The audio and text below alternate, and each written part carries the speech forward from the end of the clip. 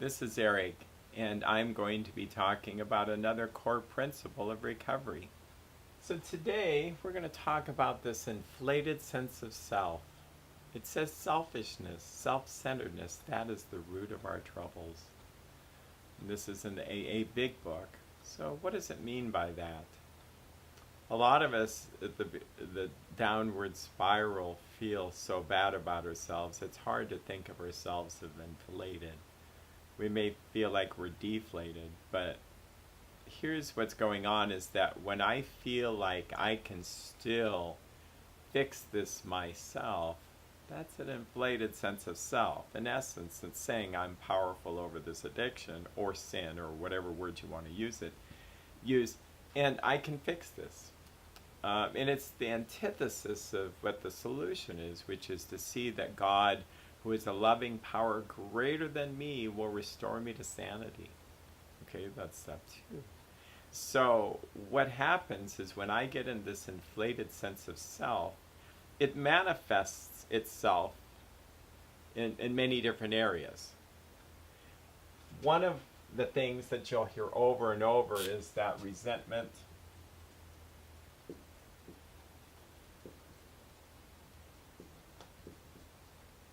anger, anxiety. Well, when I'm in this inflated sense, here I am, like King Kong, like I have the universe, I have a magic wand, and I want everything to go the way I want it to go. And I become very upset when I don't get my way. And it doesn't really matter how good looking it looks. Like I may want my kids to be healthy and have a good education and be able to support themselves. But that's still me wanting something for someone else's life, which certainly is inflated. Maybe it's not God's will that they're supposed to have those things.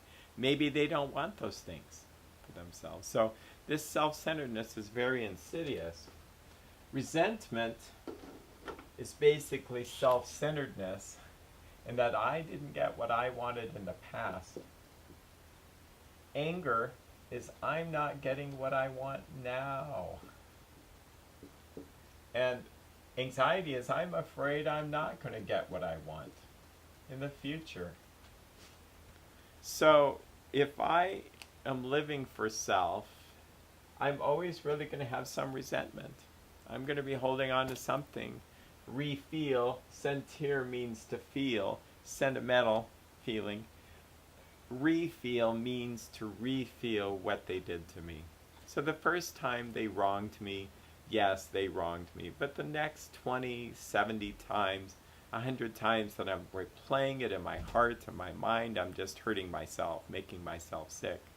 How is this an effective tool from the enemy, the lower power, the devil? Well, it blocks me from God's grace. That God gives grace to the humble, but he's opposed to the proud. So when I'm this big, it's kind of like God's power is small. It's not that it is, it's just like I blocked it with this kind of lifestyle.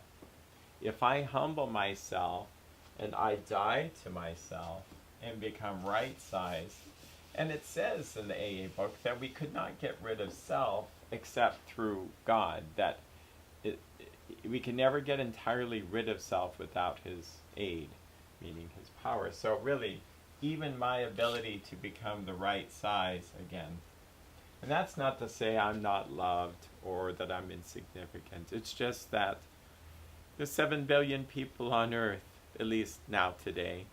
There were billions of people before me and probably zillions of people that'll be after me. And when I'm too big a deal, like I'm too good, I don't have any problems, what are you talking about? Or I'm too bad, I am just one big problem. Yes, God can heal anybody else but not me. Or I get inflated in my thinking, which is just, that's why I draw a big head, that I'm just thinking. When I am in this state of humility,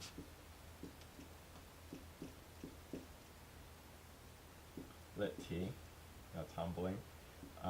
I'm going to acquire God's grace.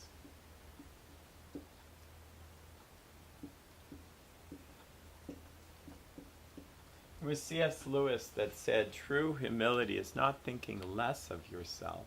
It's just thinking about yourself less. So when I don't really want anything anymore, I let go of the past. I go, well, it's what it is, and it's okay, because that's what was supposed to happen. It's like I have a menu, and I get resentful. Well, I didn't order that. Well, if I toss the menu, and it's like I get what I get, and I don't throw a fit. I heard a mother say that to a child. I thought it was funny. Yeah, you get what you get, and you don't throw a fit. Basically, you humbly accept this, especially if you're praying many times throughout the day, your will, God, not mine, be done. If you're praying that hundreds of times a day when things happen, then you can be assured that what is happening is God's will. Because I believe that God will say yes to his own will when we open up our lives to him and give him permission to work. Doesn't mean a whole bunch of bad things happen. No, everything that God brings us is good.